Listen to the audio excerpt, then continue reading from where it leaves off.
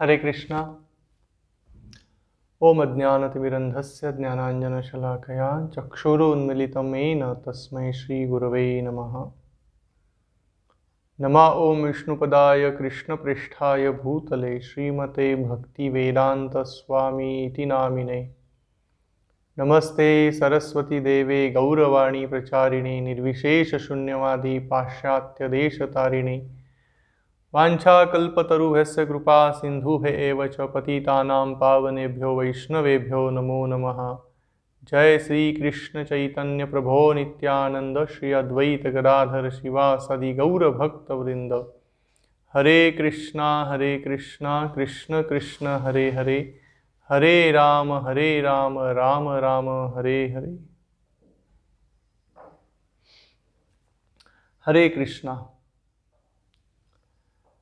आजच्या या दुसऱ्या दिनी कृष्ण कथेमध्ये सर्वांचं स्वागत आहे। काल आपण भगवान श्री कृष्ण, ज्यांचं एक नाव अजन्मा आहे, आणि असे जे अजन्मा भगवंत आहेत, या अजन्मा भगवंतांच्या जन्माविषयी वेगवेगळी आपण मतं अर्थात जे विचार आहेत त्याबद्दल आपण चर्चा करत आहोत। श्रीमद भागवताच्या पहिल्या स्कंदाच्या माध्यमातून आणि कुंती महाराणीच्या विशेष ज्या प्रार्थना आहेत त्या प्रार्थनेमधून आपण हा विषय या ठिकाणी चर्चा करीत आहोत की भगवंतांची निरनिराळी जी रूपं आहेत किंवा भगवंत अवतार धारण करतात या बाबतीमध्ये सर्वांची मतं काय आहेत। काल आपण काही श्लोक या ठिकाणी वाचलेले होते। आजही आपण त्याच श्लोकावरती पुढे निश्चितपणे चर्चा करू की जसं काल आपण ह्या एका श्लोकावर चर्चा केली, केचित आहुरजम जातम पुण्य श्लोकस्य कीर्तये यदो प्रियसे नावे मलएवस्य चंदनम। की या ठिकाणी असं वर्णन केलेलं आहे, कुंती महाराणी म्हणते की काही जण असं म्हणतात की तुम्ही पुण्य श्लोकस्य कीर्तये, की युधिष्ठिर महाराजांसारखे जे पुण्यवान राजे आहेत यांची कीर्ती वाढवण्यासाठी प्रकट होता किंवा अवतरित होता। तर काल आपण युधिष्ठिर महाराजांची कीर्ती काय होती किंवा युधिष्ठिर महाराज हे किती गुणवान होते याबद्दल आपण चर्चा पाहिली। युधिष्ठिर महाराजांचे गुण कसे होते, युधिष्ठिर महाराज हे भगवंतांना कसे समर्पित होते, युधिष्ठिर महाराजांच्या मुख्य 2 गुणांची आपण चर्चा काल केली। युधिष्ठिर महाराज हे कसे सत्यवचनी होते, युधिष्ठिर महाराज कशा पद्धतीने अजात शत्रू होते, या सर्वांची आपण काल चर्चा केलेली आहे। तर याच श्लोकामधला जो राहिलेला थोडा भाग आहे तो घेऊन आपण आणखीन पुढच्या श्लोकावर आज आपण चर्चा करूया। या श्लोकामध्ये आणखीन एक शब्द आला होता की यदो प्रियस्यान्व वाई, की कुंती महाराणी या ठिकाणी म्हणते की यदू महाराजांसारखे जे श्रेष्ठ राजे होऊन गेले यांना आनंद देण्यासाठी तुम्ही यदुकुळामध्ये प्रकट झालेला आहात। भगवान श्रीकृष्ण यदुकुळामध्ये प्रकट झाले आणि यदुकुळ हे यदू महाराजांच्या नावाने प्रसिद्ध झालेलं आहे। आणि म्हणून असं म्हटलं जातं की भगवंत हे यदुकुळामध्ये प्रकट झाले। तर आता यदू महाराज हे कोण होते बरं, याचा देखील इतिहास श्रीमद भागवताच्या ग्रंथामध्ये सुंदररित्या वर्णित करण्यात आलेला आहे। की श्रीमद भागवतामध्ये राजा ययातींची कथा येते आणि राजा ययातींना एक शाप मिळालेला असतो। शुक्राचार्यांच्या शापामुळे त्यांना वृद्धत्व हे आलेलं असतं। त्यांचं तारुण्य निघून गेलं आणि त्यांना वृद्धत्व आलं, आणि जेव्हा त्यांना वृद्धत्व आलेलं आहे पुन्हा त्यांना भोग घेण्याची इच्छा होती, पण शरीर साथ देत नव्हतं, कारण शरीर वृद्ध झालेलं होतं। भगवद्गीतेमध्ये देखील भगवान श्रीकृष्ण फार सुंदर वर्णन करतात ह्या देहाबद्दल। देहिनो अस्मिन् यथा देहे कौमारम यौवनम जरा तथा देहांतर प्राप्ती धीरस्तत्र न मुह्यति, धीरस्तत्र न मुह्यति। धीर व्यक्ती गोंधळून जात नाही कधी बरं, जेव्हा व्यक्ती बालपणातून तारुण्यात, तारुण्यातून वृद्धापकाळात जातो तेव्हा। आणि जो आत्मा आहे तो देखील बालपणापासून तारुण्यात, तारुण्यातून वृद्धापकाळ आणि या वृद्ध शरीराचा नाश झाल्यानंतर दुसऱ्या देहामध्ये आत्मा प्रवेश करतो. तर हे वर्णन श्रीमद भगवद्गीतेमध्ये भगवान श्रीकृष्णांनी दिलेलं आहे. आणि ययातींच्या बाबतीमध्ये हेच झालेलं होतं की ययाती महाराज अर्थात जेव्हा अचानक त्यांना वृद्धत्व आलं, त्यांचं तारुण्य निघून गेलं आणि वृद्धत्व आल्यामुळे त्यांना भोग घेण्याची प्रचंड इच्छा होती. त्यांना पुन्हा तरुण शरीर हवं होतं, पण हे मिळणं शक्य नाहीये. पण पुन्हा त्यांना शुक्राचार्यांच्याच मतीने असा एक आशीर्वाद मिळाला होता की जर तुझ्या पुत्रापैकी कोणी जर त्यांचं तारुण्य तुला देत असेल तर तुला तारुण्य मिळेल आणि तू आणखीन हजारो वर्ष राज्य करू शकशील, हजारो वर्ष इंद्रिय भोग करू शकशील. त्याचं पूर्ण वर्णन भागवतामध्ये दिलेलं आहे. आता पहा, भौतिक जगामध्ये देखील प्रत्येकाची अशी अवस्था आहे. आज प्रत्येकाला नवतरुण राहावंसं वाटतं, पण भौतिक जगत जे आहे हे कोणालाही नेहमी तारुण्यामध्ये ठेवत नाही. जन्म होतो, जन्म झाल्यानंतर त्याची वाढ सुरू होते, तारुण्यामध्ये आल्यानंतर रूप फार सुंदर दिसतं, पण हळूहळू हळू प्रकृतीच्या नियमानुसार आपले एक एक अवयव, आपले एक एक शरीराचे वेगवेगळे भाग असे निकामी होऊ लागतात. आणि आपण पाहतो आजकाल हळूहळू आपले काळे केस पांढरे होऊ लागतात, आपले दात हळूहळू हलू लागतात, डोळ्यांना दिसायचं कमी होऊ लागतं, आपल्या कानांना ऐकण्याचं कमी येऊ लागतं. तर असे वेगवेगळ्या ज्या गोष्टी शरीरामध्ये घडत असतात. आणि म्हणून भगवान श्रीकृष्ण काय म्हणतायत, धीरच तत्र न मुह्यती. आज अनेक जण आहेत की वृद्धापकाळामध्ये केवळ चिंता करण्यामध्ये बसलेले आहेत, की चिंता करतायत की माझ्या जीवनामध्ये असं का आलेलं आहे. आज वृद्धापकाळ कोणालाही नकोय, पण वृद्धापकाळ येतोय.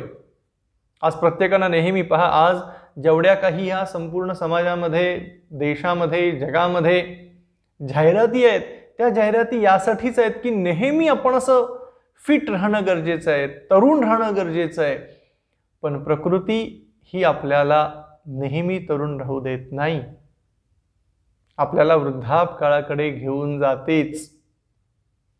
म्हणजे जसं सूर्य उगवतो, हळूहळू हळू माथेवरती येतो, म्हणजे डोकीवरती येतो आणि पुन्हा पश्चिमेकडे जातो आणि त्या ठिकाणी मावळतो, तसं आज आपल्या प्रत्येकाच्या जीवनामध्ये हे असं एक चक्र सुरू आहे. आपला जन्म होतो, जन्म झाल्यानंतर थोडी वाढ होते, वाढ झाल्यानंतर तारुण्य पण सुंदर दिसतं, काही काळ ते राहतं आणि काही काळ राहिल्यानंतर कदाचित त्यापासून आणखीन उत्पत्ती होते आणि हळूहळू क्षीण होऊ लागतं शरीर, आणि क्षीण झाल्यानंतर शरीराचा मृत्यू होतो.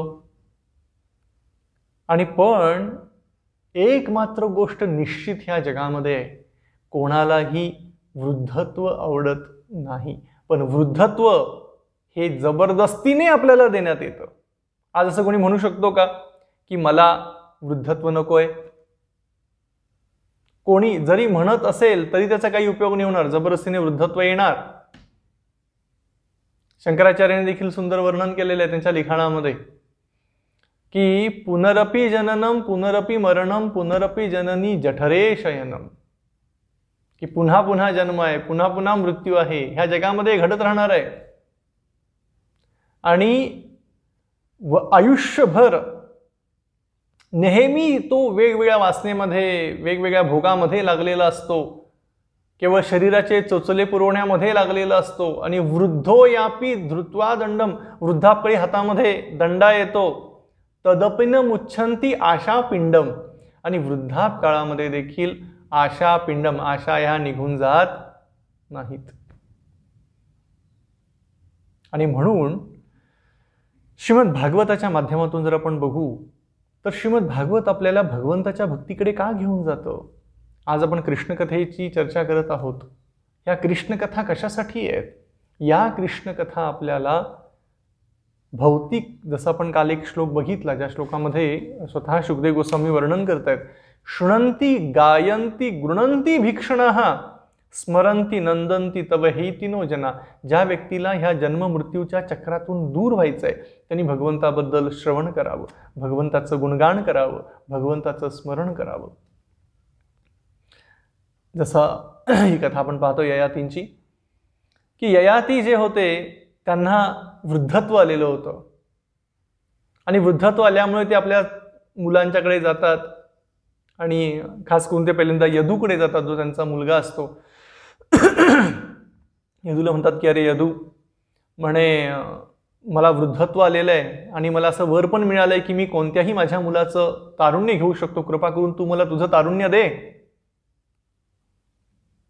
पण यदू महाराज जे होते ते म्हणाले की निश्चित एका मुलाचं कर्तव्य आहे की वडिलांच्या आज्ञेचं तंतोतंत पालन करणं.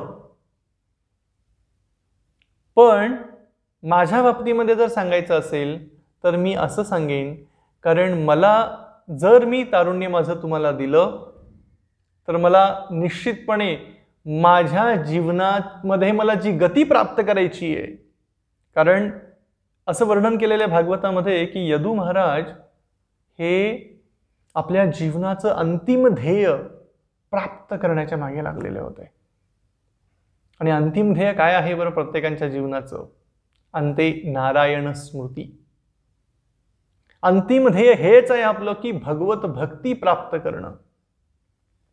आपल्या जीवनाचं ध्येय, अंतिम ध्येय हे नाहीये की जीवनामध्ये आपण किती पैसा मिळवलेला आहे, किती नाव कमवलेलं आहे. काल आपण बघितलं की दुर्योधनाची अवस्था काय होती, धन नाम सगळं काही होतं, पण एक काळी दुर्योधन इतक्या निराशेला गेला की त्यातून उठणं त्याला कठीण झालेलं होतं. तसं आज ही प्रत्येकाच्या जीवनामध्ये अशी अवस्था आहे. आज प्रत्येकाला आपल्या जीवनाचं अंतिम ध्येय काय हे माहिती नाही आहे, पण यदू महाराजांना माहिती होतं की माझ्या जीवनाचं अंतिम ध्येय काय आहे आणि मला जीवनामध्ये काय करायचं आहे. आणि मग यदू महाराज आपल्या वडिलांना म्हणतायत की मी माझ्या जीवनाच्या अंतिम ध्येयावरती पूर्ण माझं लक्ष केंद्रित केलेलं आहे. मी भगवंताच्या भक्तीमध्ये रममाण झालेलो आहे आणि मला ते जर माझं अंतिम ध्येय प्राप्त करायचं असेल आणि जर मी माझं तारुण्य तुम्हाला जर दिलं तर निश्चितपणे मला माझं अंतिम ध्येय प्राप्त करण्यासाठी आणखीन वेळ लागेल. अशा पद्धतीने जेव्हा यदू महाराज आपल्या वडिलांना वर्णन करून सांगतात तेव्हा ययाती हे आपल्या दुसऱ्या मुलांच्याकडे जातात आणि आणखीन त्यांची 3 मुलं असतात. त्या 3 मुलांच्याकडे जाऊन म्हणतात की अरे तुम्ही तरी तुमचं मला तारुण्य द्या, जेणेकरून मला अजूनही भोग घ्यायचा आहे, मला राज्य करायचं आहे अशा रीतीने. मग ते 3ही मुलं नाकारतात की नाही, आम्ही जर आमचं तारुण्य तुम्हाला दिलं तर मग आम्ही आनंदी कसे राहणार. आणि या भावनेमध्ये त्या मुलांनी आपले मतं व्यक्त केली आणि मग शेवटी ययाती महाराज हे आपल्या पुरू नावाच्या एका मुलाकडे जातात आणि तो पुरू नावाचा मुलगा त्यांना तारुण्य देण्यासाठी तयार होतो. पण एक गोष्ट या ठिकाणी आज आपण जी चर्चा करणार आहोत ती फार महत्त्वाची आहे की या ठिकाणी ययातींची जी बाकीची 3 मुलं होती त्यांची तुलना आणि यदू महाराजांची तुलना. ययातींची जी बाकीची मुलं होती 3 मुलं हे इंद्रिय तृप्तीमध्ये आपल्या शरीराचा उपयोग करत होते आणि या ठिकाणी आपण पाहतोय यदू महाराज यांनी आपल्या शरीराचा उपयोग इंद्रिय तृप्तीसाठी नाही, जीवनाचं अंतिम ध्येय प्राप्त करण्यासाठी खर्च ते पूर्णपणे आपलं शरीर जीवनाचं अंतिम ध्येय प्राप्त करण्याच्या मागे लावलेले होते. आणि म्हणून ययाती महाराज किंवा यदू महाराज आणि ययातींची बाकीची मुलं यांच्यामध्ये धर्म आणि अधर्म ह्या 2 गोष्टींचा विचार या ठिकाणी होऊ शकतो. की एक प्रश्न कुणीही या ठिकाणी विचारू शकेल की का बरं यदू महाराजांनी आपलं शरीर किंवा आपलं तारुण्य आपल्या वडिलांना नाही दिलं, तो तर त्यांचं कर्तव्य होतं. पण या ठिकाणी भागवताच्या आधारे जर आपण पाहू तर निश्चितपणे मुलाचं कर्तव्य आहे की वडिलांच्या आज्ञेचं पालन करणं. पण या ठिकाणी यदू महाराज हे भगवंताच्या भक्तीच्या शोधामध्ये होते आणि त्यांना माहिती होतं की भविष्यात माझ्याच कुळामध्ये भगवंत देखील प्रकट होणार आहेत आणि म्हणून भगवंत लवकर प्रकट व्हावेत या उद्देशाने ते आपल्या अंतिम जीवनाचं जे ध्येय आहे त्या ध्येयाच्या मागे लागलेले होते.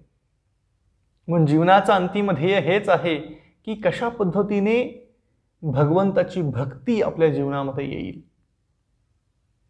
एक फार सुंदर प्रसंग आहे श्रीमद भागवतामध्ये. स्वतः यमराज आपल्या यमदूतांना वर्णन करून सांगतात की जीवनाचं अंतिम ध्येय काय असणं गरजेचं आहे. आज अनेकांच्या जीवनामध्ये पाहतो आपण की जीवनाचं अंतिम ध्येय हे असं असतं कधी कधी की बाबा मला एवढं साम्राज्य निर्माण करायचं आहे, माझे नाव प्रतिष्ठा माझी प्रॉपर्टी मोठी करायची आहे. पण असे अनेक जण होऊन निघून गेलेले आहेत. अनेक जण मोठे राजे रजवाडे झाले, पण सगळं सोडून त्यांना जावं लागलेलं आहे. आणि म्हणून यमराज आपल्या यमदूतांना सुंदर वर्णन करताना म्हणतायत, एतावान इव लोकोस्मिन पुसाम धर्म परस्मृतः भक्तियोगो भगवती तन्नाम ग्रहण आदिबी. ते म्हणाले की वास्तविक प्रत्येकाच्या जीवनाचं अंतिम ध्येय काय बरं. अंतिम ध्येयाचं वर्णन करताना ते म्हणतायत की खरोखर जर धार्मिक तत्व किंवा धर्म तत्व हे जर जाणून घ्यायचं असेल, जीवनाचं अंतिम ध्येय आहे धार्मिक तत्व समजावून घेणं. आणि ते धार्मिक तत्व काय आहे ते म्हणतात, एतावान इह लोकोस्मिन पुसाम धर्म परः स्मृतः. आणि पुढे म्हणतायत भक्तियोगो भगवती, की भगवंताच्या भक्तियोगामध्ये लागणं आणि नामस्मरणाचा आश्रय घेणं. हरे कृष्ण कृष्ण कृष्ण हरे हरे, हरे राम राम राम हरे हरे. तर स्वतः यमराज हे वर्णन करतायत की वास्तविक धर्मतत्व काय आहे बरं, की भगवंताच्या नामस्मरणामध्ये लागणं, भगवंताच्या भक्तीमध्ये लागणं हे वास्तविक धर्मतत्व आहे. आज कोणी म्हणू शकेल की यदू महाराजांनी आपल्या वडिलांचं ऐकलं नाही म्हणजे ते धर्मतत्वाच्या विरोधात गेले का? नाही. वास्तविक त्यांचे जे पुत्र होते ते धर्मतत्वाच्या विरोधात वागत होते. पण यदू महाराज या ठिकाणी भलेही त्यांनी आपलं शरीर तारुण्य हे वडिलांना दिलं नाही, पण त्यांचं जीवनाचं अंतिम ध्येय होतं की भगवत प्राप्ती. आणि म्हणून यदू महाराज हे धर्मतत्वानुसारच राहिले. आणि म्हणून धर्मतत्वानुसार ते राहिले, भगवंताच्या दृढ भक्तीमध्ये ते राहिले. आणि म्हणून या श्लोकामध्ये वर्णन येतं, यदो प्रियस्यान्ववाये, की यदू महाराजांसारखे जे प्रिय राजे होते यांना आनंद देण्यासाठी भगवंत यदू कुळामध्ये प्रकट झाले. श्रीमद भागवतामध्ये हा सुंदर प्रसंग फार छानरित्या वर्णन करण्यात आलेला आहे. आणि खरोखर यदू महाराज भौतिकदृष्ट्या असं दिसेल, कारण भौतिक जगामध्ये आज काय आहे की लोकांना धर्मतत्व माहिती नाही आहे, वास्तविक जीवनाचा उद्देश काय आहे तो त्यांना माहिती नाही आहे. आणि म्हणून त्यांना असं वाटतं की थोडीफार जी आपली कर्तव्य कर्म आहेत ती कर्तव्य कर्म करणं गरजेचं आहे. निश्चित वैदिक ग्रंथ कधीही आपल्याला कर्तव्य कर्म करण्यापासून बाजूला करत नाही. कर्तव्य कर्म करत असताना भगवंतांना केंद्रस्थानी ठेवणं हे फार गरजेचं आहे. आणि यदू महाराजांच्या ठिकाणी सुंदर उदाहरण आहे की यदू महाराजांनी देखील आपल्या जीवनाचा अंतिम उद्देश जाणलेला होता आणि मग धर्मतत्वाला अनुसरून ते जीवन जगत होते. आणि म्हणून ते या ठिकाणी धार्मिक तत्व किंवा धार्मिक तत्वांची त्यांनी हेळसांड केलेली नाही आहे, उलट त्यांच्या बंधूंनी धर्मतत्वांची हेळसांड केलेली आहे. आणि म्हणून असे यदू महाराज भगवंतांना फार प्रिय होते.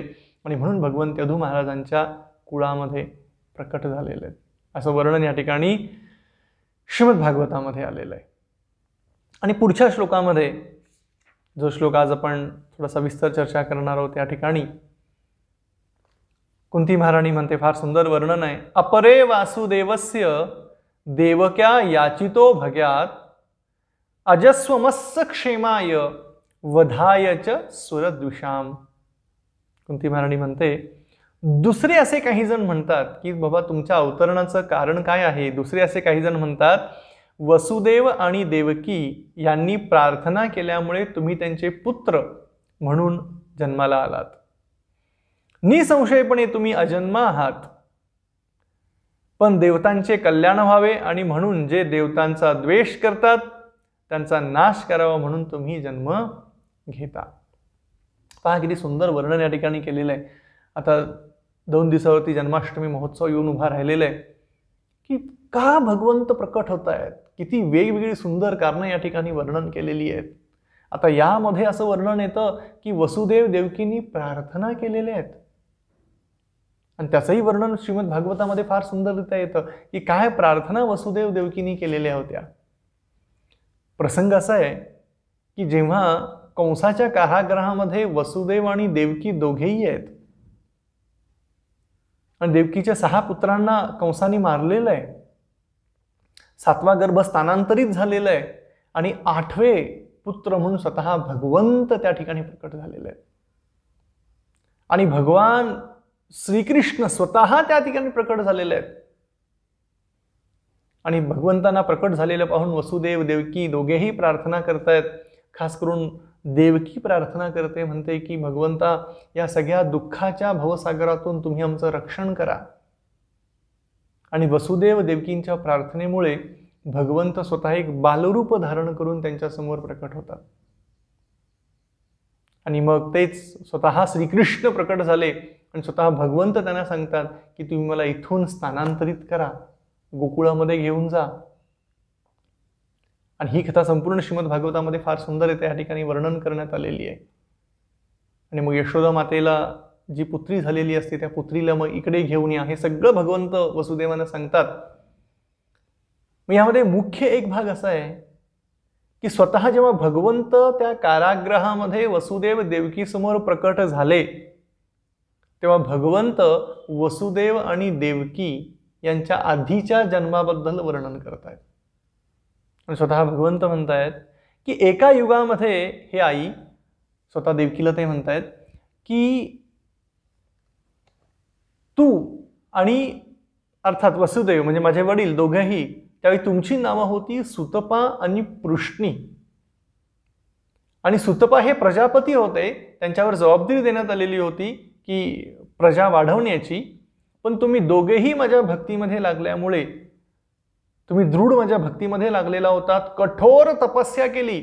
स्वतः भगवंत वर्णन करून सांगतायत की सुतपा आणि पृष्णी या रूपामध्ये एका युगामध्ये तुम्ही 12,000 वर्षांसाठी कठोर तपस्या केली. आणि कठोर तपस्या कशासाठी केली की मी तुमचा पुत्र व्हावा म्हणून. आणि तुमची कठोर तपस्येला मी प्रसन्न होऊन, तुमच्या त्या भक्तीला मी प्रसन्न होऊन तुमचा पुत्र म्हणून प्रकट झालो. आणि त्या रूपामध्ये माझं नाव होतं पृष्णीगर्भ. पृष्णीगर्भ रूपामध्ये मी प्रकट झालो. आणि तेव्हा मग तुम्हाला अतिशय आनंद झाला. त्यानंतर तुम्ही अनेक हजारो वर्ष राज्य केलं. पण मी तुम्हाला 3 वेळा मी तुमचा पुत्र होईन असं वरदान दिलेलं होतं. आणि म्हणून पुढच्या युगामध्ये तुम्ही दोघेही परत आदिती आणि कश्यप रूपाने प्रकट झालात.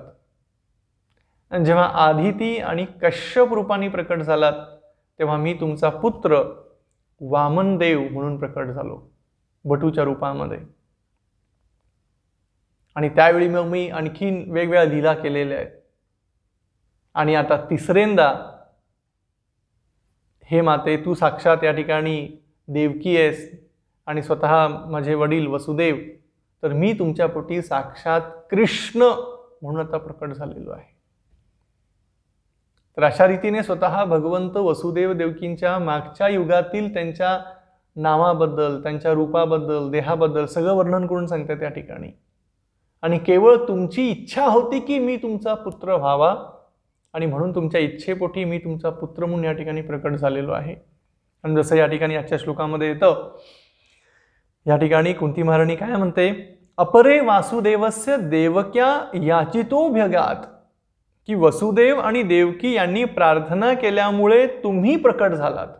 आणि खरोखर आहे, वसुदेव देवकींनी प्रार्थना केलेल्या होत्या, आधीच्या जन्मात केलेल्या होत्या, याही जन्मात केलेल्या होत्या की तुम्ही आमचे पुत्र व्हा, आमचं या दुःखातून संरक्षण करा. आणि म्हणून खरोखर भगवंत वसुदेव देवकीच्या प्रार्थनेची साध म्हणून प्रकट झाले. आणि पुढच्या याच श्लोकामध्ये पुढच्या भागामध्ये वर्णन करण्यात आलेलं आहे, अजस्वमस्व क्षेमाय वधाय च सुरद्विषाम. आपण पाहतोय पुढे वर्णन करण्यात आलेलं आहे की भगवंता तुम्ही अजन्म आहात, कुंती महाराणी म्हणते, पण देवतांचे कल्याण व्हावं ही तुमची इच्छा आहे. क्षेमाय म्हणजे कल्याण, क्षेम म्हणजे कल्याण, आणि भगवंतांची हीच इच्छा असते की नेहमी बाबा देवतांचंच कल्याण व्हावं. आणि पुढे वर्णन करण्यात आलेलं आहे की असुरांचा नाश करण्यासाठी, जे देवतांचे विरोधक आहेत अशा असुरांचा नाश करण्यासाठी तुम्ही प्रकट झालेला आहात. तर आपण पाहू की खरोखर भगवान श्रीकृष्ण देवतांचे संरक्षक कसे आहेत. आपण श्रीमद भागवतामध्ये अनेक लीला वाचतो, मग इंद्रदेवांची असेल, ब्रह्मदेवांची असेल, भगवान शंकरांची असेल, अशा अनेक वेगवेगळ्या लीला आहेत. गोवर्धन लीला अतिशय प्रसिद्ध आहे. काय केलं बरं गोवर्धन लीलेमध्ये?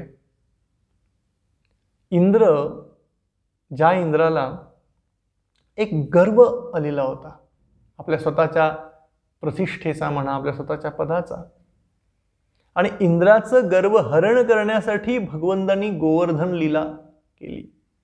आणि या गोवर्धन लीलेतून हे त्यांनी दाखवून दिलं की कशा पद्धतीने गोवर्धन इंद्राचा मानभंग करून भगवंतांनी एका दृष्टीने इंद्राचं संरक्षणच केलं.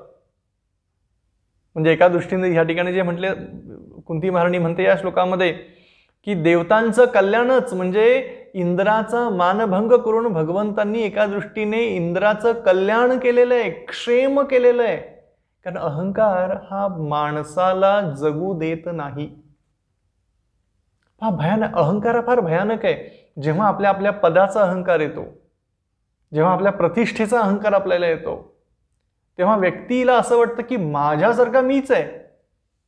भगवद्गीतेमध्ये भगवान श्रीकृष्ण वर्णन करत आहेत, प्रकृते क्रियमाणानी गुणे कर्माणी स्वर्श अहंकार इति मत्वा, की अहंकाराने तो प्रत्येक गोष्टीचा स्वतःला कर्ता समजतो, की मी सगळ्या गोष्टींचा कर्ता आहे. आणि आज असं आहे, या जगामध्ये होतंय. आज ह्या जगामध्ये आपण जर बघू, प्रत्येकाला वाटतं की मीच प्रत्येक गोष्टीचा कर्ता आहे. अहो काय आपण करते आहोत या जगामध्ये? आज अनेकांना वाटतं की मी घाम गाळलेला आहे भरपूर, इतकं मोठं घर बांधलेलं आहे, इतकी मोठी प्रॉपर्टी निर्माण केलेली आहे, मी माझ्या स्वतःच्या हिमतीवरती केलेली, असं कित्येक जणांना एक अहंकार असतो. पण हा अहंकार भगवंत क्षणात चूर करून टाकू शकतात. आणि म्हणून मगाशी जी आपण चर्चा केली की हे शरीर जे संपणारं आहे, सरकती इति, हे शरीर नेहमी सरकत असतं पुढे पुढे पुढे पुढे. बालपणातून तारुण्यात येतं, तारुण्यातून पुढे सरकत हळूहळू प्रौढ होतं, प्रौढावस्थेतून वृद्धावस्थेमध्ये येतं. तर हे नेहमी असं सरकत असतो. तरी पण त्याला वाटतं की अरे मी सगळ्या गोष्टींचं नियंत्रण करताय. आणि म्हणून या ठिकाणी भगवद्गीतेमध्ये भगवान श्रीकृष्ण म्हणतायत प्रकृते क्रियमाणानी, की प्रत्येक त्या मूढ जीवात्म्याला वाटतं की मी प्रत्येक गोष्टीचा करताय. पण तसं नसतं. वास्तविक भगवंताच्या शक्तीमुळे, भगवंतांच्या कृपेमुळे सगळ्या गोष्टी जीवनामध्ये घडत असतात. आज आपल्याला जी शक्ती मिळालेली आहे, आज पहा विज्ञान इतकं प्रगत झालेलं आहे, तरी देखील ठीक आहे आपण अन्न खातो, त्या अन्नाचं रूपांतर आपल्या शरीराच्या ताकदीमध्ये होतं, सगळं काही होतं, पण याचं सविस्तर विश्लेषण कुणाकडेच नाही आहे. थोडंफार सैद्धांतिकरित्या असेल, मग एवढं साधं जर आपल्याला समजत नसेल तर मग भगवंताच्या त्या अचिंत्य लीला आपण कशा समजू शकणार? आणि तरीही जीवात्मा स्वतःला फार अहंकारी समजतो की मी सगळ्या गोष्टीचं नियंत्रण करताय, मला सर्व काही माहिती आहे. हा एक त्याचा अहंकारपणा असतो. आणि म्हणून अहंकार, जसं इंद्राला या ठिकाणी अहंकार झाला होता स्वतःच्या पदाचा, स्वतःच्या प्रतिष्ठेचा, तो मान, तो अहंकार भंग करण्यासाठी भगवंतांनी गोवर्धन लीला केली. आणि या इंद्राने किती हाहाकार माजवला जेव्हा इंद्रपूजा वृंदावनामध्ये थांबली. प्रसंग फार सुंदर आहे, आपण आणखीन कधीतरी पाहू शकतो की जेव्हा इंद्रपूजा थांबली तेव्हा इंद्राने लगेच संवर्तक ढगांना आदेश दिला की जा आणि वृंदावनामध्ये मुसळधार वर्षा सुरू करा. आणि मग संवर्तक ढग हे आकाशामध्ये जमले, क्षणामध्ये वातावरण काळं कुट्ट झालं आणि हत्तीच्या पायासारखा एक थेंब पावसाचा वृंदावनामध्ये पडू लागला. पहा काय मुसळधार पाऊस पडला असेल. सगळे व्रजवासी घाबरले. अनेकांच्या मनामध्ये आलं कदाचित इंद्रपूजा बंद केली म्हणून हे प्रसंग घडला की काय. मग सगळे एक सैरावैरा इकडे तिकडे पळू लागले. बऱ्याच सगळे घाबरून ओरडू लागले, कृष्ण कृष्ण महाभाव म्हणे, श्रीकृष्ण तुम्हीच आमचं रक्षण करा, कृष्ण म्हणाले काही काळजी करू नका, ज्या गोवर्धनाची आपण पूजा केलेली आहे तोच गोवर्धन आपलं रक्षण करेल. आणि मग कृष्ण सगळ्या वृंदावनवासियांना गोवर्धनाच्या जवळ पायथ्याशी घेऊन जातात आणि तो गोवर्धन आपल्या डाव्या हाताच्या करंगळीवरती एका भुई छत्रासारखं उचलतात, सहज अलगद असं उचलतात. ही आहे भगवंताची लीला.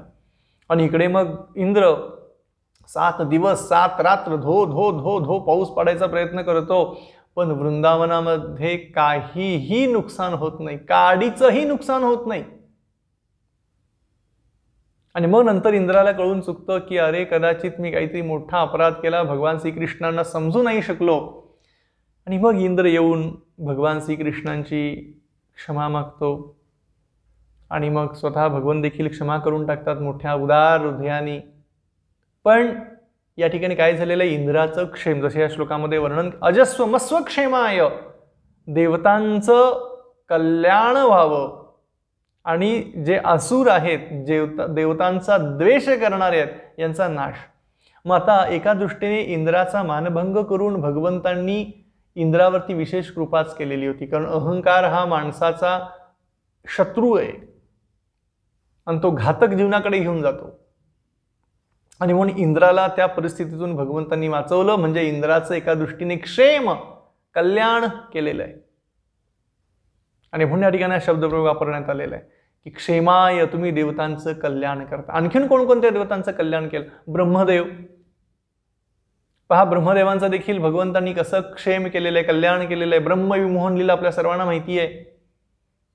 या ब्रह्मविमोहन लीला फार सुंदररित्या श्रील प्रभुपादांनी भागवतामध्ये वर्णित केलेली आहे, कृष्णा ग्रंथ यामध्ये वर्णित केलेली आहे. ब्रह्मदेव देखील, ज्या ब्रह्मदेवांना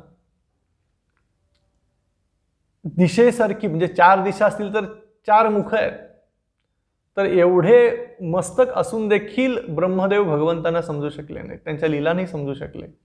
ब्रह्मदेवाने एकदा बघितलं की वनामध्ये भगवंत आपल्या सगळ्या सवंगड्यांच्या समवेत खेळतायत, सगळ्या सवंगड्यांच्या समवेत एकत्र जेवण करत बसलेले आहेत, एकमेकाचं उष्ट खात आहेत. असे सगळे प्रसंग बघितल्यानंतर ब्रह्मदेव देखील गोंधळून गेले. त्यांच्या मनामध्ये प्रश्न आला की हा कृष्ण कसं काय भगवंत असू शकतो? पण भगवंत मानव रूपामध्ये येऊन एक लीला करत होते, हे नाही समजून आलं. आणि म्हणून ब्रह्मदेवांनी भगवान श्रीकृष्णांची परीक्षा पाहण्यासाठी त्यांनी मग सगळ्या वासरांना, गायींना लपवून ठेवले एका गुहेमध्ये. आणि भगवंत मग जेव्हा शोधायला गेले तेव्हा बालगोपालांना देखील लपवून ठेवलं. पण भगवंत, जे अनंत कोटी ब्रह्मांड नायक आहेत, त्यांना या गोष्टी समजून आल्या होत्या. त्यांनी आपल्या देहातून अनंत वासरं, गायी अशी निर्माण केली, अनंत बालगोपाल निर्माण केले आणि पूर्ववत परिस्थिती निर्माण केली. आणि या ब्रह्मविमोहन लीलेमध्ये आपण पाहतो की जे ब्रह्मदेव क्षणासाठी आपल्या ब्रह्मलोकामध्ये जाऊन परत जेव्हा खाली आले, पाहतात तर काय गुहेमध्ये देखील बाळगोपाळ आहेत, गायी वासरं आहेत आणि भगवान श्रीकृष्णांच्या समवेत देखील बाळगोपाळ आणि वासरं आहेत. आणि हे बघितल्यानंतर ब्रह्मदेवांना कळून चुकलं की मी मोठ्या भ्रमामध्ये होतो. तो भ्रम काय होता की श्रीकृष्ण हे एक साधारण पुरुष आहेत असं माझ्या मनामध्ये होतं, साधारण बालक आहे असं माझ्या मनामध्ये होतं. आणि हा माझा भ्रम तर दूर झालेला आहे. आणि मग ब्रह्मदेवानी भगवान श्रीकृष्णांच्या चरणांचा आश्रय घेतला आणि मग सुंदर प्रार्थना केला. चिंतामणी प्रकर सद्मसु कल्पवृक्ष लक्षावृतेश सुरभीर विफालयंतम लक्ष्मी सहस्र सतसंभ्रम सेव्यमानम गोविंद मादि पुरुषम तमहम भजामी. ब्रह्मदेवानी सुंदर प्रार्थना केल्या भगवंताच्या की हे भगवंता, तुमचं धाम चिंतामणीनी बनलेलं आहे, सहस्रो लक्ष्मी त्या ठिकाणी सेवा करतायत,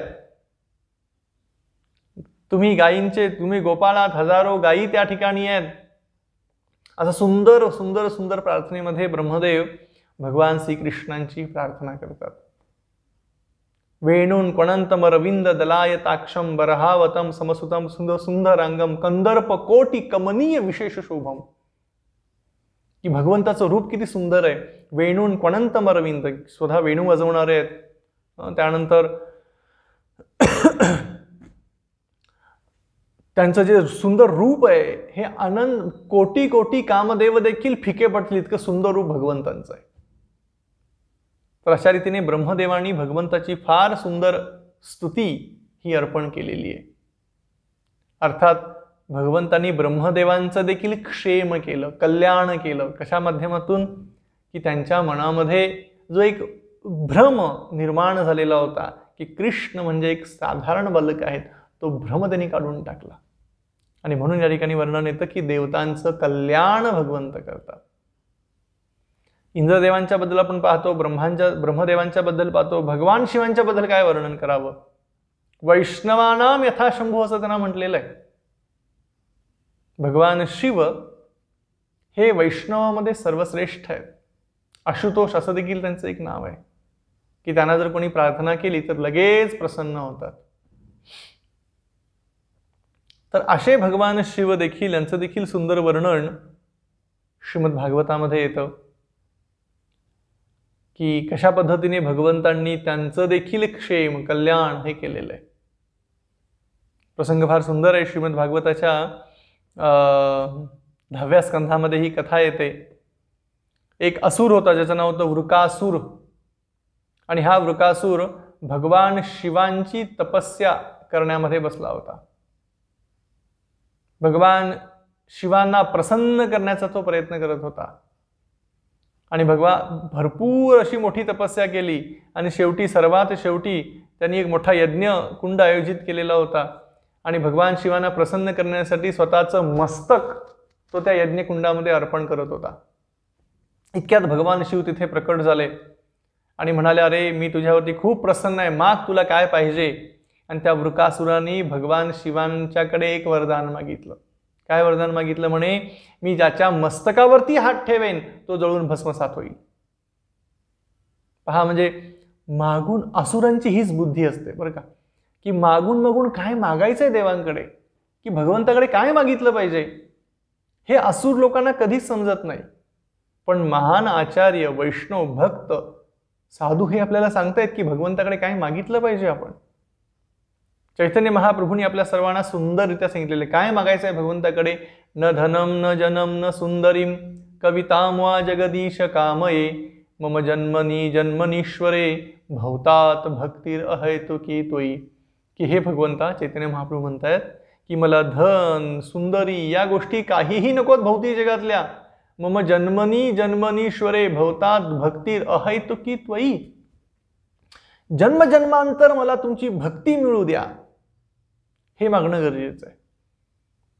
आज आपण पाहतो समाजामध्ये की काय लोकांना भगवंताकडे मागायचं हे माहिती नाही आहे. काय प्रार्थना करायची आपण हे कोणालाच माहिती नाही आहे. पण भागवताच्या माध्यमातून जेव्हा आपण अभ्यास करतो, गीतेच्या माध्यमातून अभ्यास करतो, साधू संतांच्या जीवनचरित्राचा अभ्यास करतो, तेव्हा समजून येतं की काय मागितलं पाहिजे आपल्याला भगवंताकडे. म्हणून भगवंताकडे हेच मागणं गरजेचं आहे की न धनम न जनम न तुमची शुद्ध भक्ती माझ्या जीवनामध्ये मिळू दे. कारण ती एकमेव अशी टिकणारी गोष्ट आहे. आज आपला बँक बॅलन्स कितीही वाढला तरी तो इथेच राहणार, जाताना घेऊन जाऊ शकत नाही. पण जर हरिनाम असेल, हरिकथा असेल, भक्ती असेल, सेवा असतील, या सगळ्या गोष्टी आपल्या समवेत मृत्यूनंतरच्या प्रवासामध्ये देखील येतात. आणि या ठिकाणी आपण पाहतोय हा जो असुर आहे, वृकासुर, यांनी मागून मागून भगवान शिवांच्याकडे काय मागितलं? म्हणजे ज्याच्या मस्तकावर मी हात ठेवेन तो जळून भस्मसात होईल. मग आशुतोष होते, भगवान शिव म्हणाले ठीक आहे बाबा, तथास्तु. आणि वृकासुराला जेव्हा तो आशीर्वाद मिळाला तो खूप खुश झाला आणि पहिल्यांदा मिळालेल्या वरदानाची त्याला एक पारख करायची होती की बरोबर होतं का. आणि म्हणून त्यांनी शिवजींच्या मस्तकावरतीच हात ठेवायचा प्रयत्न केला. आणि मग भगवान शिव तिथून पळून गेले आणि भगवान विष्णूंचा त्यांनी आश्रय घेतला आणि म्हणाले, मी माझ्या एका असुराला, माझ्या एका भक्ताला असं मी वरदान दिलेलं आहे, तर तोच त्याचा प्रयोग माझ्यावरती करतोय, माझ्या मस्तकावरती हात ठेवून. तुम्ही माझं रक्षण करा. मग भगवान विष्णू एका बटूच्या रूपामध्ये येऊन असे उभे राहतात जंगलामध्ये आणि तो वृकासूर तिथून जात असतो. आणि तो त्या बटू ब्राह्मणांना अर्थात भगवान विष्णूने विचारतो, तुम्ही भगवान शिवांना बघितलं का? मग ते बटू ब्राह्मण रूपामध्ये भगवान म्हणतात, का रे बाबा? म्हणे नाही, त्यांनी मला वरदान दिलेलं आहे की ज्याच्या मस्तकावर मी हात ठेवेन तो जळून भस्मसात होईल आणि म्हणून मला त्यांच्या मस्तकावरती हात ठेवायचा जेणेकरून मी पार्वतीचा भोग घेऊ शकेन. आणि मग बटू रूपामध्ये भगवान विष्णू हसू लागतात जोर जोराने, म्हणतात अरे तू भगवान शिवांच्यावरती कसा विश्वास ठेवतोस? म्हणे ते प्रत्येकानं काही ना काही वरदानं देतच असतात, पण ती वरदानं कधीच खरी होत नाहीत. गमतीमध्ये असं म्हणतात ते. म्हणे हा तूच प्रयत्न करून बघ, तुला जे वरदान त्यांनी दिलेलं आहे तुझ्या मस्तकावर तू हात ठेवून बघ. आणि भगवान विष्णू त्या बटू ब्राह्मणाच्या रूपामध्ये, छोट्या बालकाच्या रूपामध्ये इतकं काही मधुर असं बोलले, वृकासूर विसरून गेला आणि त्यामध्ये त्याने स्वतःचाच हात स्वतःच्या मस्तकावरती ठेवला आणि जळून भस्मसात झाला. अशा पद्धतीने भगवान विष्णूंनी अर्थात भगवान श्रीकृष्णांनी भगवान शिवांचं देखील रक्षण केलेलं आहे. क्षेमाय कल्याण केलेलं आहे त्यांना या पद्धतीने एक वेगवेगळ्या लीला करून. आणि मग आपण पाहतो की हा जो प्रसंग या ठिकाणी वर्णन केलेला आहे कुंती महाराणी, हा जो शब्दप्रयोग वापरलेला आहे क्षेमाय, देवतांचं क्षेम कल्याण करण्यासाठी भगवंत नेहमी प्रकट होतात. आणि हो, हे निश्चित आहे. आज श्रीमद भागवतामध्ये जर आपण पाहू, श्रीमद भागवतामध्ये 8व्या स्कंदामध्ये समुद्रमंथनाची लीला येते. या समुद्रमंथनाच्या लीलेमध्ये देखील सुंदर वर्णन येतं की भगवंतांनी देवतांचं क्षेम कल्याण कसं केलेलं आहे आणि कल्याण करण्यासाठीच भगवंत प्रकट होतात. हा सुंदर प्रसंग श्रीमद भागवताच्या 8व्या स्कंधामध्ये येतो समुद्रमंथनाचा. की एकदा काय झालं, एकदा दुर्वास ऋषी, दुर्वास मुनी असे निघालेले असतात आणि समोर अचानक इंद्र हत्तीवरती बसून येत असतो. आणि मग इंद्र आलेला पाहून दुर्वास मुनींनी आपल्या गळ्यातला हार इंद्राला घालण्यासाठी दिला. पण काय झालं की इंद्राला स्वतःच्या पदाचा इतका गर्व आलेला होता की त्यांनी तो हार हत्तीकडे दिला. हत्तीच्या सोंडाने तो हार खाली पडला आणि हत्तीने आपल्या पायाखाली तो हार चिरडून टाकला. आणि हे दुर्वास मुनींनी बघितल्यानंतर त्यांना प्रचंड क्रोध आला. आणि दुर्वास मुनींना कळालं की इंद्र आपल्या पदावरती अतिशय गर्विष्ठ झालेलं आहे आणि म्हणून त्याचं गर्व हनन होण्यासाठी दुर्वास मुनींनी क्रोधामध्ये शाप दिला. म्हणाले की तुमचं सगळं राज्य उद्ध्वस्त होईल आणि तुमच्यावरती राक्षस लोकांचं वर्चस्व वाढेल. आणि दुर्वास मुनींचा शाप, त्यामुळे स्वर्गावरती राक्षसांचं आक्रमण होऊ लागलं. राक्षसांचं जे काही वर्चस्व होतं ते वाढू लागलं. मग तेव्हा सर्व देवी देवता ब्रह्मदेवांच्याकडे गेले. आता या ठिकाणी एक प्रसंग समजून घेणं खूप महत्वाचं आहे. जेव्हा पहा म्हणजे ह्या गोष्टी का घडलेल्या आहेत. इंद्र जो आहे, इंद्राला अहंकार का आला? आपल्या भौतिक ऐश्वर्याने अहंकार आलेला होता. श्रीमद भागवतामध्ये एक शब्दप्रयोग करतायत सुखदेव गोस्वामी, फार सुंदर शब्दप्रयोग आहे. ते म्हणतायत की इंद्र कसा होता? धन दुर्मदांध. धन दुर्मदांध म्हणजे धन हे कधी कधी आपल्याला अंध करून टाकतं. आणि म्हणून पहा की एखाद्याकडे ऐश्वर्य भरपूर असेल तर त्या ऐश्वर्यामध्ये कधी कधी तो अंध होऊन जातो आणि नेहमी स्वतः एकदम असा स्वतःला गर्विष्ठ समजतो की बाबा स्वतःला तो नियंत्रण करता समजतो. का? ऐश्वर्यशाली असतो म्हणून सुखदेव गोस्वामी या ठिकाणी वर्णन करतायत की धन दुर्मदांध, की धन व्यक्तीला कधी कधी अंध करून टाकतं. आणि हीच घटना इंद्रांच्या बाबतीमध्ये घडलेली होती. आणि भौतिक जगामध्ये आपण पाहतोय आज जसं कुंती महाराणी देखील भागवतामध्ये वर्णन करते की ज्या व्यक्तीकडे ऐश्वर्य जास्ती आहे त्या व्यक्तीला भक्तीमध्ये प्रगती करणं थोडंसं कठीण होतं. का बरं? कारण साहजिक आहे की त्या धनामुळे थोडासा अहंकार आलेला असतो, स्वतःची प्रतिष्ठा वाढलेली असते आणि म्हणून भगवंताकडे ओढ फार कमी त्याची होते. आणि म्हणून कुंती महाराणी भागवतामध्ये सुंदर वर्णन करते की ज्या व्यक्तीकडे धन जास्ती आहे किंवा जो दिसायला अतिशय सुंदर आहे, जन्म ऐश्वर्य श्रुतश्रीभी हृदय मान मन पुमान, की ज्या व्यक्तीकडे ऐश्वर्य भरपूर असेल, एखाद्या सुंदर कुटुंबामध्ये तो जन्माला आलेला असेल, एखादा सुंदर देह त्याला मिळालेला असेल किंवा अतिशय विद्वान असेल, या लोकांना थोडं भक्तीमध्ये प्रगती करणं कठीण होतं, कारण या सगळ्या गोष्टीमुळे अहंकार आलेला असतो. आणि म्हणून शुकदेव गोस्वामी भागवतामध्ये वर्णन करतायत इंद्रांच्या बाबतीमध्ये की धन दुर्मदांध, भौतिक ऐश्वर कधी कधी व्यक्तीला अंध करून टाकतं. आणि या भौतिक ऐश्वर्यामुळे इंद्र देखील थोडासा अंध झालेला होता, मान प्रतिष्ठा या सगळ्या गोष्टीमुळे. आणि त्यांनी मग अशा दुर्वास मुनींनी दिलेल्या त्या हाराचा अपमान केलेला होता आणि म्हणून त्याला शाप मिळाला. आणि मग पुढे वर्णन केलेलं आहे की जेव्हा हा शाप असा मिळाला, मग देवतांच्या वरती राक्षसांचं वर्चस्व वाढू लागलं. मग सगळ्या देवी देवता ब्रह्मदेवांच्याकडे गेल्या. मग सगळे ब्रह्मदेव सगळ्या देवी देवतांना घेऊन भगवान शिवांच्या समवेत क्षीरसागरावरती गेले आणि तिथे भगवंतांची प्रार्थना करू लागले. आणि ब्रह्मदेवांच्या प्रार्थना आणि ब्रह्मदेवांनी ध्यान लावलं, पाहिलं तर भगवंत त्या ठिकाणी प्रकट झालेले होते. आणि ब्रह्मदेवांनी देवी देवतांच्या ज्या काही त्यांच्या करवी म्हणजे त्यांच्या मते त्यांनी एक आपलं मत प्रकट केलं की आमच्यावरती सध्या राक्षसांचं भरपूर वर्चस्व वाढत चाललेलं आहे, कृपा करून तुम्ही आमचं रक्षण करा. म्हणून आपण भागवतामध्ये पाहतो जेव्हा जेव्हा देवी देवतांच्या वरती काही संकट ओढावतात ते भगवंताकडेच जातात, बाकी कोणाकडेही जात नाहीत. आणि मग हे पुन्हा भगवंताकडे आलेले आहेत. आणि मग भगवंत त्या ठिकाणी फार सुंदर उपदेश देवी देवतांना देतात. आणि हा उपदेश आपल्या जीवनामध्ये खरोखर शिकण्यासारखा आहे. आज आपल्याही जीवनामध्ये अनेक संकट येत असतात. आज आपल्याही जीवनामध्ये अनेक संकटांना आपल्याला नेहमी सामोरं जावं लागतं, अनेक दुःख जीवनामध्ये येत असतात. तेव्हा या संकटामध्ये या दुःखामध्ये आपण काय निर्णय घेणं गरजेचं आहे हे फार महत्त्वाचं आहे. आणि म्हणून भगवंत ब्रह्मदेव शिव आणि सगळ्या देवी देवतांना उद्देशून म्हणतायत की हे पहा देवी देवतांनो, सध्या तुमचा जो काळ आहे ना तो वाईट काळ आहे. त्यामुळे सध्या तुम्हाला एकच करावं लागेल, असुरांच्या समवेत संधी करावी लागेल, एक तह करावा लागेल, थोड्या वेळासाठी तरी मैत्रीचा हात पुढं करावा लागेल.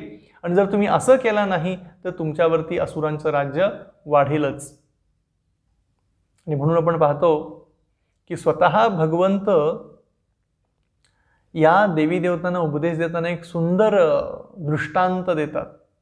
ते म्हणतात की आपल्याला सर्प मूषक न्यायाप्रमाणे कार्य करावं लागेल. आता सर्प मूषक न्याय म्हणजे काय? एक कथा सांगितली जाते. एकदा एका टोपलीमध्ये साप आणि मूषक म्हणजे उंदीर दोघेही अडकलेले असतात.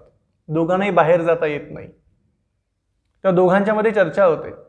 साप काय म्हणतो, आता पहा साप आणि उंदीर म्हणजे उंदीर हे सापाचं खाद्य आहे, पण सापाला जर टोपलीतून बाहेर पडायचं असेल तर उंदीर मदत करू शकतो. जर उंदराने ती टोपली कोरतडली, त्याला छिद्र पडलं तर साप बाहेर जाऊ शकतो, उंदीरही बाहेर जाऊ शकतो. मग आता सर्प मूषक न्याय म्हणजे काय?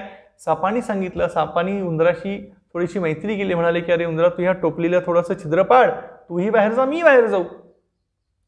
आणि मग उंदराने त्या टोपलीला छिद्र पाडायला सुरुवात केली. जसं छिद्र पाडून झालं तसं सापाने त्या उंदराला खाल्लं आणि साप त्या छिद्रातून बाहेर गेला. याला म्हटलेलं आहे सर्पमूषक न्याय.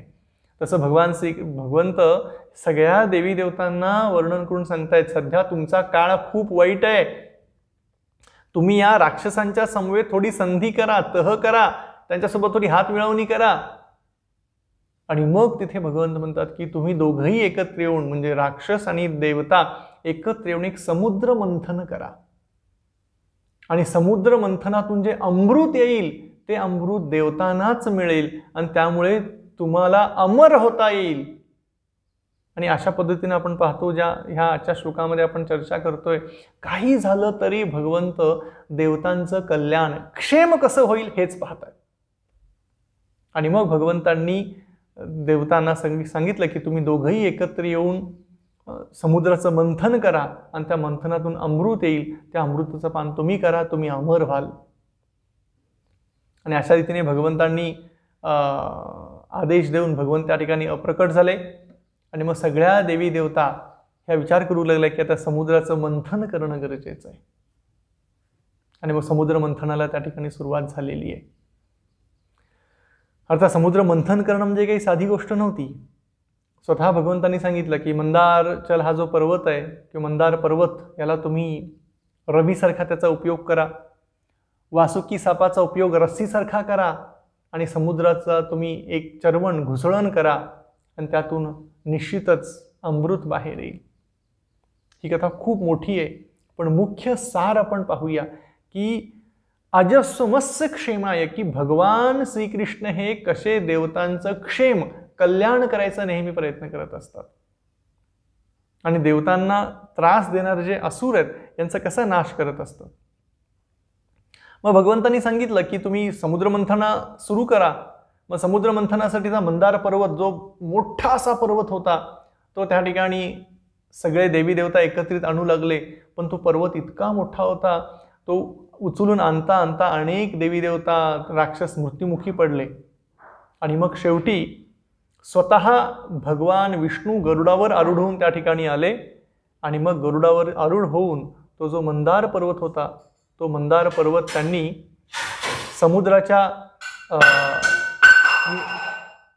समुद्राच्या बरोबर मधोमध त्यांनी आणून ठेवला आणि मग समुद्र मंथनाला त्या ठिकाणी सुरुवात झालेली आहे. आणि पाहतोय आपण की कशा पद्धतीने समुद्र मंथनाची ती सुरुवात झालेली आहे. वासुकी सर्प जो होता हा वासुकी सर्प रस्सीप्रमाणे कार्य करत होता आणि भगवंतांनी सांगितलं होतं की असुरांसोबत संधी करा. आणि असुरांसोबत संधी करा म्हणजे काय की बाबा जेणेकरून अमृत तुम्हाला कसं मिळेल हा प्रयत्न करा. मग कथेमध्ये असं देखील वर्णन येतं, अनेक वेगवेगळे आचार्य वर्णन करतात. सुरुवातीला सर्पाच्या मुखाकडे देवी देवता होते, पण असुरांना वाटलं की देवी देवतांनी सर्पाचं मुख धरलंय म्हणजे तिथून काहीतरी चांगल्या गोष्टी बाहेर येणार. आणि मग असुर लोक म्हणून नाही नाही मुखाकडचा भाग आम्ही धरणार. आणि मग मंथनाला सुरुवात झालेली आहे, पण मंदार पर्वत इतका मोठा होता की जो जसा समुद्रामध्ये ठेवला तो खाली बुडू लागला, मंथन होतच नव्हतं. मग स्वतः भगवंत पुन्हा प्रकट झाले कुर्म रूपाणी आणि कुर्म रूपामध्ये भगवंत प्रकट झाले. त्या मंदार पर्वताला खालून आधार दिला आणि खालून आधार देऊन तो मंदार पर्वत समुद्रामध्ये बरोबर तरंगू लागला मधोमध. आणि जेव्हा मंथन सुरू झालं, कारण खाली कुर्मरूप भगवंतांचं होतं, त्या कुर्मरूपाच्या पाठीवरती मंदार पर्वत होता आणि मंदार पर्वत जसा गोल गोल फिरू लागला पण वरुण आधार नव्हता, त्यामुळे तो एका बाजूने असा कोलमडू लागला. मग पुन्हा भगवंत सहस्त्र बाहूच्या रूपामध्ये अजित रूपामध्ये प्रकट झाले, वरूनही त्या मंदार पर्वताला आधार दिला. म्हणजे पहा देवतांसाठी भगवंत काय काय करतायत. म्हणून या ठिकाणी कुंती महाराणी काय म्हणते, अजस्वमस्य क्षेमाय, की तुम्ही खरोखर देवतांचं नेहमी कल्याण कसं करता येईल हेच पाहता. कुर्म रूपामध्ये भगवंत प्रकट झाले देवतांचं कल्याण करण्यासाठी. हजारो हातांच्या रूपामध्ये अजित रूपामध्ये भगवंत प्रकट झाले आणि त्या मंदार पर्वताला वरून म्हणजे मंदार पर्वताला खालून आणि वरून भगवंतांनीच पकडलं. आणि मग आता मंथन सुरुवात झालेलं आहे. आणि जसं मंथन सुरुवात झालं तसं सर्वप्रथम हलाहल विष हे बाहेर पडलेलं आहे आणि त्या विषाच्या प्रभावामुळे अनेक देवता राक्षस हे मूर्छित होऊन पडले, काही जण मृत्युमुखी पडलेले आहेत. आणि त्याचं वर्णन देखील श्रीमद भागवतामध्ये फार सुंदररित्या येतं की आता हळाहल विष तयार झालेलं आहे आणि सर्वांना प्रसंग, आता सर्वांच्यासमोर मोठा पेच प्रसंग आहे की हे विष कोण प्राशन करणार, हे विष कोण, असा सर्वांच्यासमोर एक मोठा पेच प्रसंग निर्माण झालेला आहे. मग पुन्हा भगवंत प्रकट होतात, ते म्हणतात की निश्चित हे जे हलाहल विष आहे हे भगवान शिव स्वीकार करतील. आणि आपल्या सर्वांना माहिती आहे की ते समुद्र मंथनातून निर्माण झालेलं हलाहल विष भगवान शिवांनी प्राशन केलेलं आहे आणि कंठामध्ये धारण केलेलं आहे आणि म्हणून ते झाले नीळकंठेश्वर. विष इथे धारण केल्यामुळे त्यांचं नाव झालं नीळकंठेश्वर. आणि भगवान शिवांचं जसं मगाशी मी वर्णन केलं, वैष्णवानाम यथा शंभू म्हटलेलं आहे की तेही प्रत्येकांचं कल्याण कसं करता येईल ते पाहत आहे. पण भागवतामध्ये फार सुंदर वर्णन करण्यात आलेलं आहे की पहा भागवतामध्ये काय वर्णन करण्यात आले या ठिकाणी, तप्यन्ते लोक तापेन साधव प्रायोशो जनहा परम आराधनाम तद्वी पुरुषाश अखिलात्मनहा. या ठिकाणी असं वर्णन येतं की जे साधू वृत्तीचे लोक असतात, तप्यंते लोकतापेन, साधू वृत्तीच्या लोकांना इतरांचं दुःख सहनच होत नाही. काय वर्णन आहे इथे? तप्यंते लोकतापेन साधव प्रायशो जनः, साधू वृत्तीच्या लोकांना इतरांचं दुःख सहन होत नाही आणि म्हणून साधू वृत्तीचे लोक काय करतात बरं? स्व इच्छेने स्वतःच्या जीवनामध्ये क्लेश निर्माण करून इतरांना नेहमी मदत करण्याचा प्रयत्न करत असतात. आणि भागवत वर्णन करतं, हीच खरी परम आराधना आहे. कोणती आराधना? की इतरांचं जे दुःख आहे ते कसं निवारण करता येईल या गोष्टीच्या चिंतनामध्ये सदैव साधू लागलेले असतात. आणि खरोखर जर दुःख समूळ नष्ट करायचं असेल तर ते कृष्ण भक्तीनेच होऊ शकतं, जे श्रील प्रभुपादांनी संपूर्ण जगभरामध्ये करून दाखवलेलं आहे. म्हणून आज सर्वात कल्याणकारी जर कोणती गोष्ट असेल तर कोणती गोष्ट आहे? आज अनेकांना वाटतं की कल्याणकारी कार्य करायला पाहिजे, आपण अन्नदान करणं आवश्यक आहे, कपडे दान करणं आवश्यक आहे, त्यानंतर औषधी दान करणं आवश्यक आहे. या निश्चित गोष्टी केल्या पाहिजेत, नाही असं नाही आहे. पण सर्वात महत्त्वाचं कल्याणकारी गोष्ट कोणती आहे? तर लोकांना भगवत भक्ती देणं, लोकांना हरिनाम देणं, ही सर्वात महत्त्वाची कल्याणकारी गोष्ट आहे. कारण का? एकदा अन्न दिलं तर पुन्हा त्याला भूक लागणार आहे, एकदा औषध दिली तर पुन्हा आजारी पडणार आहे, एकदा कपडे दिले तर पुन्हा त्याला कपडे द्यावे लागणार आहेत. पण जर एकदा आपण त्याला कृष्ण भक्ती दिली, एकदा आपण त्याला भगवंताच्या नामस्मरणामध्ये लावलं तर तो या भौतिक जगाच्या जन्म मृत्यूच्या दुःखाच्या चक्रातून मुक्त होऊ शकतो. म्हणून कल्याणकारी गोष्ट काय आहे? इतरांना कृष्ण भावना द्या. म्हणून भागवतामध्ये वर्णन येतं की म्हणून साधू वृत्तीचे लोक काय करतायत की इतरांचं दुःख त्यांना सहन होत नाही आणि म्हणून ते दुःख, इतरांचं दुःख काढून टाकण्यासाठी स्वतः जीवनामध्ये क्लेश स्वीकार करतात. आणि ज्वलंत उदाहरण आपले श्रील प्रभुपाद आहेत. श्रील प्रभुपादांनी किती क्लेश जीवनामध्ये सहन केलेले आहेत. 2 हार्ट अटॅक आले त्यांना समुद्रामध्ये प्रवासामध्ये जात असताना. त्यानंतर तिथे गेल्यानंतर देखील अजूनही मोठमोठे आजार झाले, वृद्धापकाळ होता, पण तरीही प्रभुपाद कधीही कृष्ण भावनेचा प्रचार करायचा त्यांनी थांबवलेलं नाही आहे. दृढ श्रद्धेने करत राहिले, कारण लोकांचं जे काही दुःख होतं ते त्यांना सहन होत नव्हतं. आणि आपण या ठिकाणी पाहतो की भागवतामध्ये हेच तप्यंते लोकतापेन, भगवान शिव हे त्याच भावनेमध्ये होते. तप्यंते लोकतापेन साधव प्रयशो जनः, त्यांना हलाहल विष निर्माण झालेलं होतं, देवी देवता दुःखामध्ये होतं, हे त्यांना सहन नाही झालं आणि त्यांनी सगळं ते विष आपल्या ओंजळीमध्ये घेऊन प्राशन केलेलं आहे. तर भगवान शिव हे वैष्णवाने अथा शंभू आहेत. म्हणून भगवंतांची जशी भावना आहे तशीच भगवान शिवांची देखील आहे. आणि म्हणून पुढे वर्णन करतायत की पहा, भगवान शिवांनी देखील तोच सिद्धांत आपल्या जीवनामध्ये ठेवला की जसं आज या ठिकाणी पाहतोय आपण, भगवंत का प्रकट झाले? देवी देवतांचं क्षेम कल्याण करण्यासाठी. आणि भगवान शिव देखील क्षेम कल्याण करण्यासाठी त्यांनी ते विष प्राशन केलेलं आहे. आणि म्हणून भगवान शिवांच्या बाबतीमध्ये आपण जर भागवताच्या माध्यमातून अभ्यास करू तर भगवान शिव म्हणतात की मी अतिशय आनंदी कधी होतो बरं? ते म्हणतायत, एका भागवताच्या कथेमध्ये त्यांचं वर्णन येतं. एका श्लोकामध्ये असं म्हणतात की य परम रहसम साक्षात त्रिगुणम जीव संदितात भागवत वासुदेव प्रपन्नम स प्रियो हिमे. स्वतः भगवान शिव म्हणतायत मला सर्वात प्रिय कोण आहे बरं? भगवान शिव वर्णन करतायत तीच व्यक्ती मला प्रिय आहे. कोण? य परम रहस्यम साक्षात, मी हे रहस्य आहे, तुम्हाला रहस्य सांगणार आहे. भगवान शिव म्हणतायत त्रिगुण जीव संज्ञितात भगवान वासुदेव प्रपन्न, जी व्यक्ती भगवान श्रीकृष्णांच्या भक्तीमध्ये लागलेली आहे ती व्यक्ती मला फार प्रिय आहे, असं भगवान शिव भागवतामध्ये वर्णन करतात. म्हणून प्रचेतांना, जेव्हा प्रचेतांच्या समोर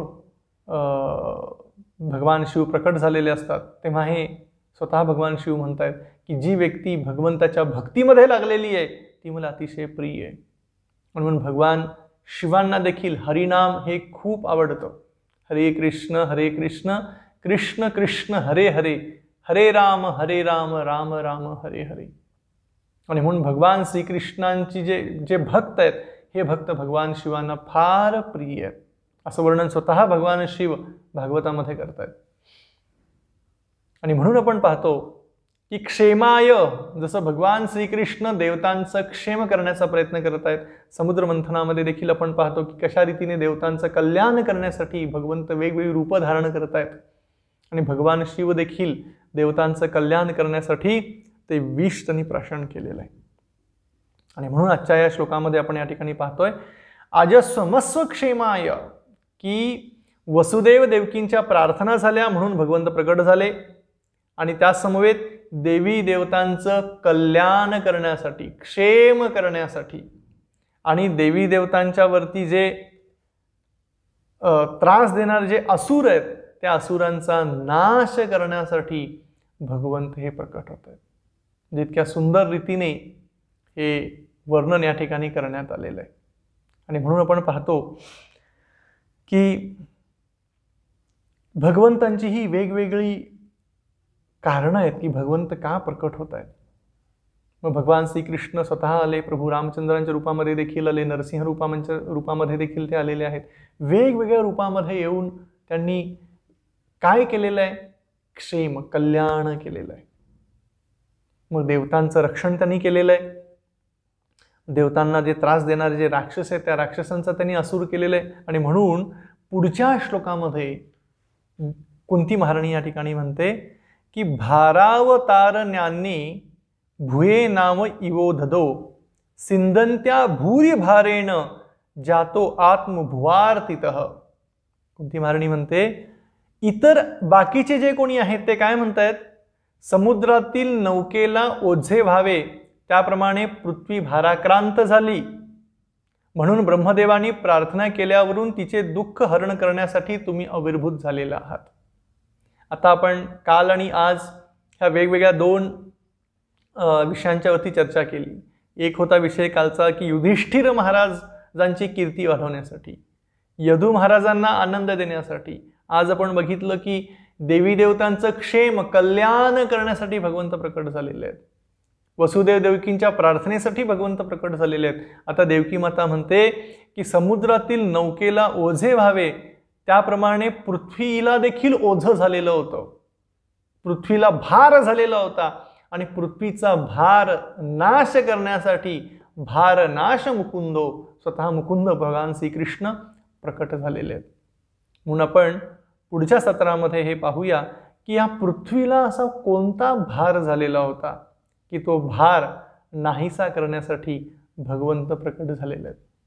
आणि म्हणून भगवंतांच्या या लीला अतिशय सुंदर आणि अतिशय मधुर आहेत की केवळ त्या लीलांचं चिंतन करून, स्मरण करून आपण आपल्या जीवनातले जे काही क्लेश आहेत, जी दुःख आहेत, ह्या दुःखातून मुक्त होऊ शकतो.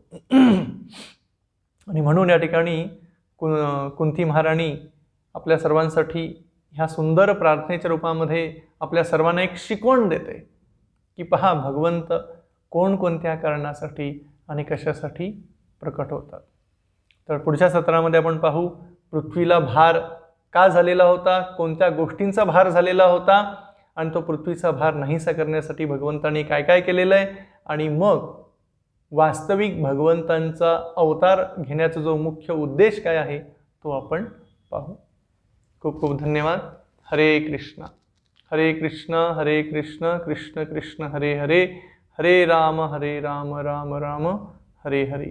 श्री कृष्ण जन्माष्टमी महामहोत्सव की जय. शिल प्रभुपाद की जय.